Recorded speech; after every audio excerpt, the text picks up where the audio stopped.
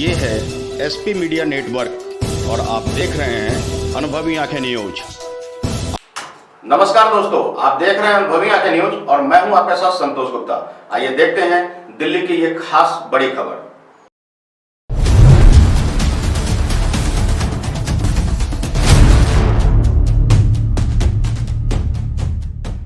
अभी हम सीतापुरी वार्ड में हैं, वार्ड संख्या 17 है।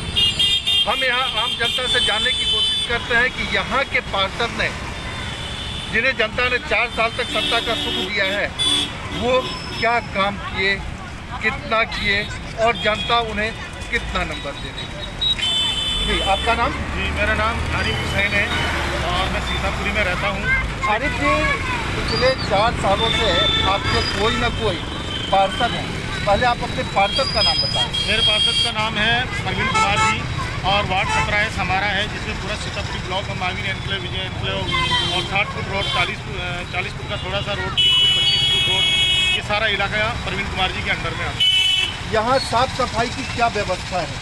आज की तारीख में अगर मैं अपने दिल से कहूँ, दिल पे हाथ रख के कहूँ, आप किसी भी जनता से पूछिए कि वार्ड 17 के अंदर जिस दिन से प्रवीण कुमार जी आम आदमी पार्टी के पार्षद चुन के आए हैं, 99% पिछले पार्षद की तुलना में काम हुआ है। और सफाई, स्वच्छ भारत मिशन का अगर आप एक स्लोगन था केंद्र सरकार का, मोदी जी का, उस स्लोगन को 80% तक प्रवीण जी ने फॉलो किया है। आप किसी गली, किसी मोहल्ले, कहीं पे भी जाके देखिए, कूड़े की गाड़ी टाइम से टाइम आ रही है। साफ सफाई जो स्वीपर है एमसीडी के कंटिन्यू कर रहे हैं, मलबे का ढेर कहीं पे नहीं है। और ये आदमी जनता से जुड़ा हुआ है, ये जनता से जुड़ा हुआ आदमी है।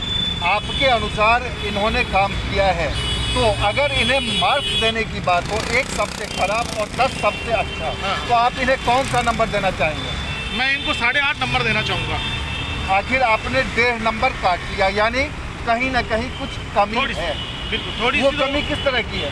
वो कमी देखो, ऐसा है कि पार्षद की कमी नहीं है। जो एमसीडी के अंदर जो कर्मचारी लोग बैठे हुए, अधिकारी लोग बैठे हुए, हो सकता है ये अपना प्रपोजल बना के भेजते हो, वहाँ काम डिले होता हो, क्योंकि बोर्ड जो है बीजेपी का है। तो एक तरह से पार्षद और महापौर में तालमेल की थोड़ी कमी होगी, ये जहाँ तक हम सोचते हैं। तो जो काम 100% होना चाहिए था, उसका 1.5% नंबर काटने का रीज़न यही था कि जो बोर्ड बीजेपी का है, उसके अंदर हो सकता है इनकी सुनाई नहीं हो रही है या इनके प्रपोजल रोके गए हैं। ये एक कारण, मेजर कारण हो सकता है। अगर आम आदमी पार्टी का पूरा बोर्ड होता तो डेफिनेट 10 में से 10 नंबर प्रवीण कुमार जी। आज की तारीख में अगर केजरीवाल साहब सर्वे कराते हैं तो प्रवीण कुमार पूरे दिल्ली के अंदर 1 नंबर पे सफाई में और काम में आएंगे।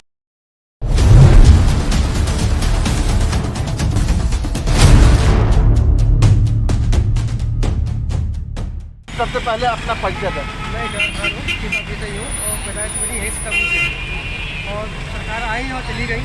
यहाँ और अभी आपके पार्षद प्रवीण जी है, प्रवीण कुमार जी है, 4 साल से। 4 साल से प्रवीण कुमार जी है। 4 साल में इन्होंने क्या काम किया? देखो, आज तक पहले भी काफ़ी नेता रहे पार्षद में। मैं जानता हूँ जब से आम आदमी पार्टी बनी है और हमारे पार्षद प्रवीण कुमार जी रहे, मैं जानता हूँ कि जो काम पहले नहीं हुआ आज के हो रहे हैं। आप बहुत दिन से यहाँ, जैसा कि आपने बताया है कि आप यहाँ के हैं, तो पिछले यानी प्रवीण जी के जो पहले पार्षद थे, उनके कामों में और आज प्रवीण जी के कामों में आप तुलना मैं जहाँ पे आप इस टाइम मिले हैं मुझे और जहाँ मैं खड़ा हूँ, मैं थोड़ा सा आपको अगर दिखाना चाहूँगा, मैं दिखाना चाहूँगा। आज इस पार्षद से पहले मेरी 81 की पैदाइश है। आज तक यहाँ पे कूड़े का ढेर, यानी गिनती में आती है नाले वाले सीतापुरी, नाले पार के सीतापुरी। लेकिन जैसे प्रवीण भाई जी आए हैं, आप अगर देख सकते हैं, मेरे पीछे कैमरा चलाकर अपना उस साइड में, इधर में देख सकते हैं कि उन्होंने आते ही सबसे पहले ये काम करा है। एक बार आप दिखाइए लोगों को कि आज हम लोग कहते हैं कि हम सीतापुरी में रहते हैं। कहाँ पर? यहाँ का पार्षद प्रवीण कुमार है। अगर आपको उन्हें नंबर देना हो, सबसे खराब 1 और सबसे अच्छा 10, तो आप उन्हें क्या नंबर देना चाहेंगे? देने को नंबर आप कुछ भी दे सकते हो, लेकिन मैं उनमें 10 में 10 कहूँगा, इसलिए जितनी प्रोग्रेस आज हुई है इस हमारे प्रवीण भाई निगम पार्षद के टाइम में, आज तक मैंने नहीं देखी। अच्छा, एक चीज़ हुआ है, लेकिन हुआ है बताएं। जो चीज़ आदमी जब सबस इंडिया जो सफाई के लिए माना है, वो प्रवीण कुमार को माना है। मैंने सीतापुरी के अंदर आके घूमते देखिए आप एक चीज़ और बताएं। मैं पूरे 10 नंबर दूंगा। मैं अगला चुनाव आप किस मुद्दे को सोचकर और किसे देंगे वोट? देखो, मैं अगला चुनाव माननीय केजरीवाल मुख्यमंत्री जी के नाम पे दूंगा। मैं पार्षद की बात कर रहा हूँ। पार्षद जी को भी दे सकता हूँ और दूंगा मैं, क्योंकि किनको? पार्षद जी ने, हम तो ये बोलते हैं मोहल्ले का, मैं नहीं, मोहल्ले का कोई भी जाता है कि परवीन भाई ये काम करना है, वो अपने आप को परवीन भाई कहलवाते हैं, इससे नेताजी नहीं कहलवाते। वो जनता के लिए ये कितने सुलभ है? 100% आम जनता के लिए बिल्कुल बिल्कुल आम जनता के लिए। आप किसी से पता कर लो, किसी से भी, छोटे बच्चा हो या बड़ा बच्चा हो या बुजुर्ग हो या कोई भी हो, क्योंकि उन्होंने अपने आप को नेता कहलवाया ही नहीं यहाँ पर, सीधा परवीन बेटा या परवीन भाई।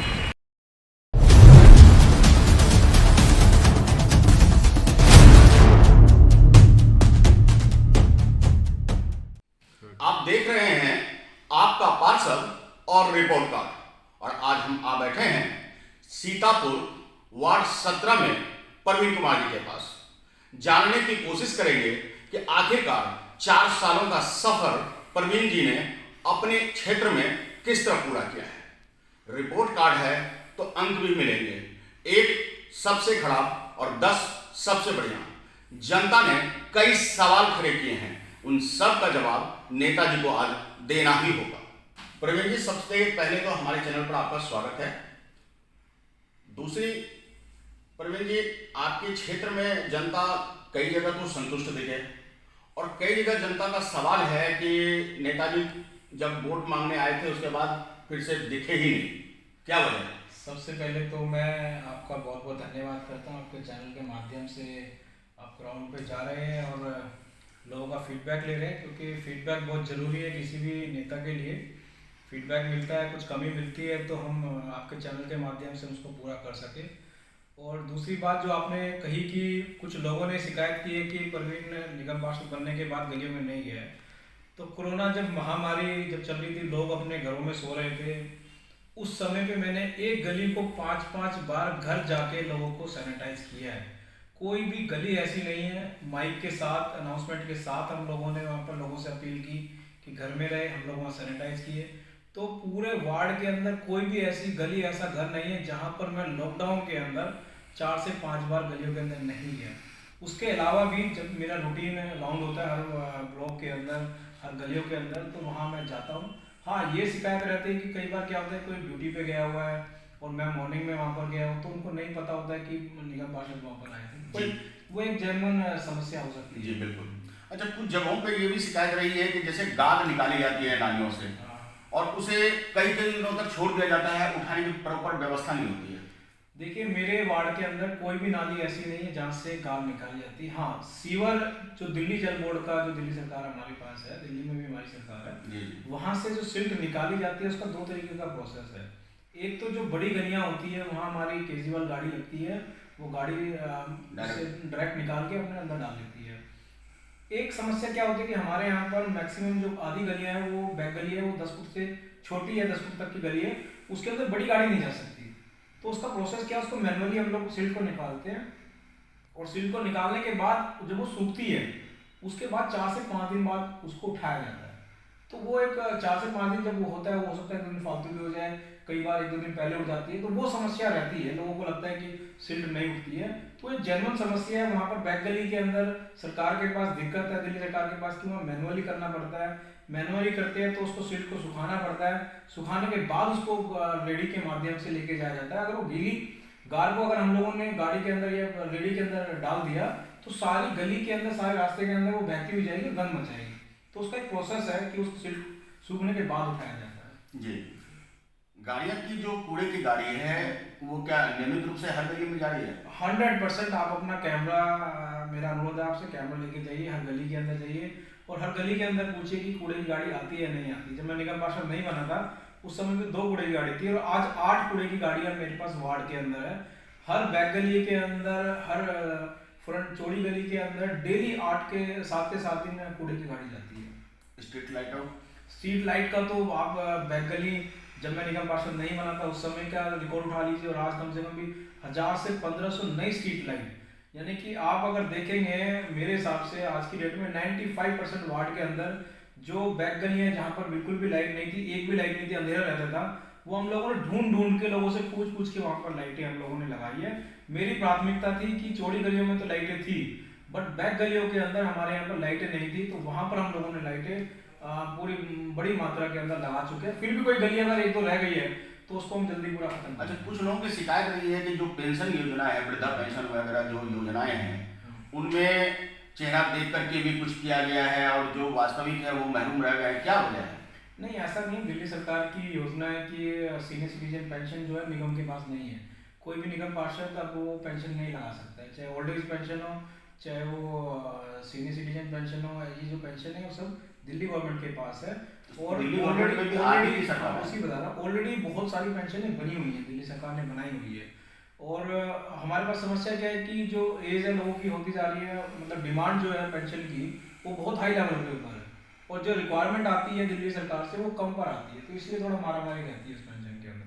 पर किसी की शक्ल देख के पेंशन नहीं बनाई जाती, वो एक प्रोसेस है। अब दिल्ली सरकार का एक प्रोसेस है, ऑनलाइन आप नंबर पे फ़ोन करिए, हेल्पलाइन नंबर के ऊपर डॉक्यूमेंट्स लेने आएंगे और आपकी पेंशन बना देंगे। चलिए, एक आपका नजरिया हम जानते हैं कि भारत सरकार का आयुष्मान, उसे दिल्ली सरकार क्यों नहीं लागू करती है? नहीं, दिल्ली सरकार की ऑलरेडी इतनी अच्छी स्कीम है। आप देखिए, गवर्नमेंट हॉस्पिटल दिल्ली के सारे इतने अच्छे हो चुके हैं। और फरिश्ता योजना है, अगर किसी का एक्सीडेंट हो जाता है तो वो प्राइवेट किसी भी हॉस्पिटल में जा सकता है। उसके बाद अगर 1 महीने के अंदर गवर्नमेंट हॉस्पिटल अगर ऑपरेशन नहीं कर सकता तो प्राइवेट हॉस्पिटल में ऑटोमेटिकली जा रहा है। जब हमारे पास उससे अच्छी योजनाएं हैं, उससे बेहतर योजनाएं हैं, तो हम लोग उसके ऊपर काम कर रही है दिल्ली सरकार। वो पूरे हिंदुस्तान छोड़ो, विदेशों के अंदर इस चीज़ की आज मोहल्ला क्लिनिक की चर्चा होती है। और आयुष्मान के अंदर तो अगर आपके घर में एक फ्रिज है और एक बाइक है तो आप उसके लिए एप्लीकेबल ही नहीं हो। तो वो समस्या, अगर आप सोचो कि किस दिल्ली के अंदर कौन सा ऐसा घर होगा जिसके घर में कूलर, पंखा या फ्रिज नहीं होगा जो उसके लिए इम्प्लीमेंट करेंगे उसके लिए। तो वो सिर्फ एक जुमला है सरकार का, केंद्र सरकार का। अगर अच्छी स्कीम देनी है तो दिल्ली सरकार दे रही है। 4 सालों का सफर तय हो चुका है और महज 1 साल रह गए अगले चुनाव के लिए। ऐसे में अगर आप जनता के बीच जाते हैं तो किस भरोसे से आप उनसे दोबारा वोट मांगेंगे? देखिए जी, 4 साल पहले जनता ने मुझ पर विश्वास दिखाया था और मैं हमेशा जनता का आभारी रहूँगा। और 1 साल चुनाव का बचा है, इस बार एक ही एजेंडा बीच में लेके जाएंगे जनता के। काम किया है तो आप दोबारा मौका दीजिएगा, अगर काम नहीं किया तो मौका मत दीजिएगा दोबारा। अब तक आपने सुना परवीन कुमार को, काम किया है तो हक से मांगेंगे वोट, ऐसी मानना है परवीन कुमार का। देखना दिलचस्प होगा कि 1 साल बाद जब निगम के चुनाव होंगे तो किसकी होती है सह और किसकी होती है मात, कौन करेगा भीतरी काम। बहरहाल आपको बता दें, दिल्ली में निगम उपचुनाव भी हो रही है और इस उपचुनाव में एक ट्रायल भी दिखेगा कि आगे क्या होना है। 28 फरवरी को उपचुनाव है और उसके बाद परिणाम यह बताने के लिए सामर्थ्यवान हो जाएगा कि दिल्ली में निगम चुनाव, आगामी निगम चुनाव किस तरह, किस करवट बैठेगी।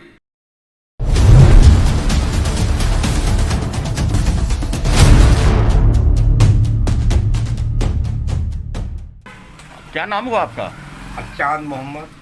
चांद मोहम्मद जी, ये बताएं कि 4 साल बीत चुका है निगम चुनाव के और 1 साल शेष रह गया है अगला चुनाव के लिए। 4 सालों में आप अपने पार्षद से कितने संतुष्ट हैं? हम हमारे पार्षद से हर तरह से संतुष्ट हैं, क्योंकि उन्होंने जो भी किया है अब ज़मीन लेवल पे काम किया है।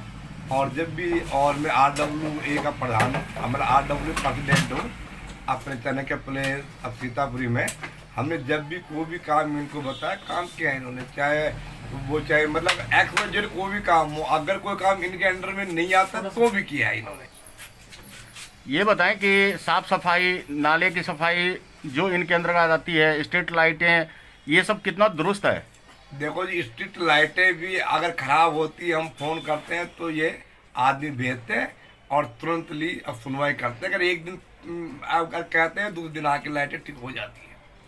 आपका पार्षद आपके लिए कितना सर्वसुलभ है? हमारे लिए तो बहुत बढ़िया पार्षद। जब कभी समस्या होती है वो हाजिर होते हैं? बिल्कुल हाजिर होते हैं, बिल्कुल हाजिर होते हैं। और मैं तो ये कहूँ, अच्छा बच्चा है बस सबसे बड़ी बात है। अच्छा बच्चा कोई भी हो, कोई छोटा बड़ा बूढ़ा कोई भी जाए, उसकी सुनता जरूर है। ये जी, सबसे बड़ी बात तो यही होती है। आप ये बताएं कि अगर आपके पार्षद को रैंकिंग की जाए, 10 बहुत बढ़िया, 1 बहुत खराब, तो आप कौन सा रैंक देना चाहेंगे? हाँ, हम अगर हमारा बस चलेगा तो हम तो 10 में से 12 देंगे, क्योंकि ऐसा आदमी मिलेगा ही नहीं। ये एक तरह से क्या नेता नहीं है, अब नेता कम है, भाई ज़्यादा ही है। हर आदमी चाहे औरत हो, बूढ़ा हो, बच्चा हो, वो नेता नहीं है, ये मतलब एक तरह से भाई है सबका ये। जी।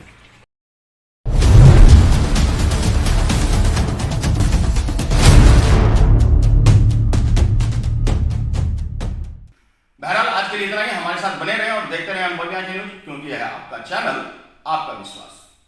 तो आज के लिए इतना ही। हमारे साथ बने रहिए और देखते रहिए अनुभवी आंखें न्यूज और पढ़ते रहिए अनुभवी आंखें अखबार। सोशल साइट्स, ऑनलाइन चैनल पे जाकर आप हमारे चैनल्स को देख सकते हैं, लाइक और सब्सक्राइब भी कर दीजिए। दोस्तों, आप हमसे जुड़ने के लिए अपना पासपोर्ट साइज फोटो और एक आधार कार्ड की फोटोकॉपी हमें भेज दें और हमसे जुड़ें। हमारे से जुड़ने के लिए इस नंबर पे आप हमसे बात कीजिए। हमारा नंबर है 8826227802।